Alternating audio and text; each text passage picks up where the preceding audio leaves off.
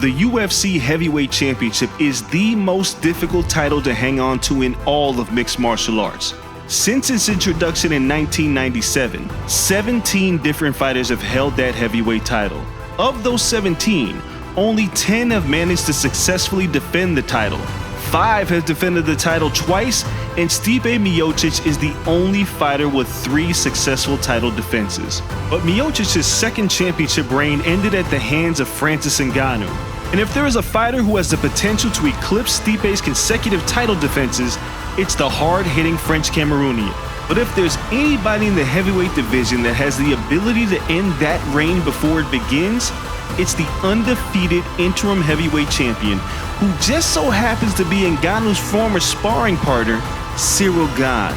At UFC 270, only one of these fighters can chase history, while the other will end up as just another champion who couldn't hang on to that championship. But let's break it down. This is By the Numbers.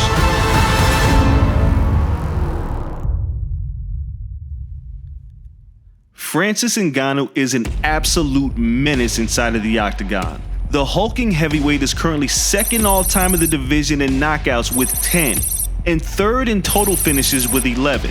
And he's only needed 13 fights to accomplish this, with a phenomenal finishing rate of 85%.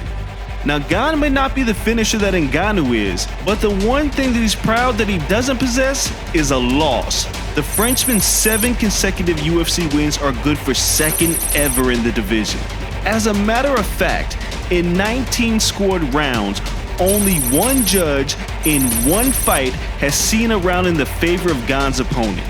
Not to mention that Gane holds a dominant knockout victory over the last person to defeat Ngannou, Derrick Lewis. A fight where he outstruck Lewis 98-16, over 6 times more than the Black Beast. Over the course of his UFC career, Gane has a striking differential of 2.97, which sits at 4th all-time, and Ngannou doesn't even rank in the top 10. But that's just an indication that Ngannou doesn't need more than one shot to end a fight. In no fight has Ngannou needed more than 36 strikes to land to finish an opponent.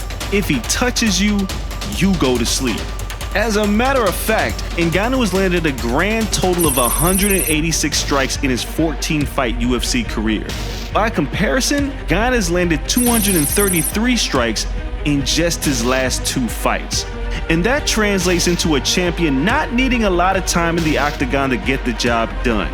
Ngannou averages 5 minutes and 38 seconds per fight, good for the 7th shortest in UFC heavyweight history, and that is by far the best of any UFC champion. Meanwhile, Gane's average fight time clocks in at about 15 minutes and 6 seconds, 3rd longest in heavyweight history. While Ngannou's average fight time is impressive, his recent tear suggests that he may not have reached his final form just yet.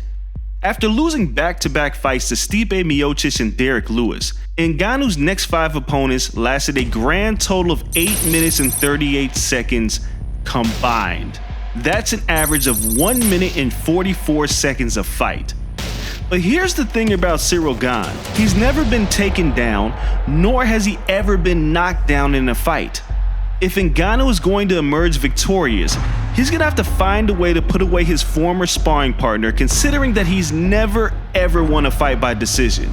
As for Gane, he can win in a variety of ways, as he owns 3 wins by decision, 2 by submission, and 2 by knockout in his short UFC career.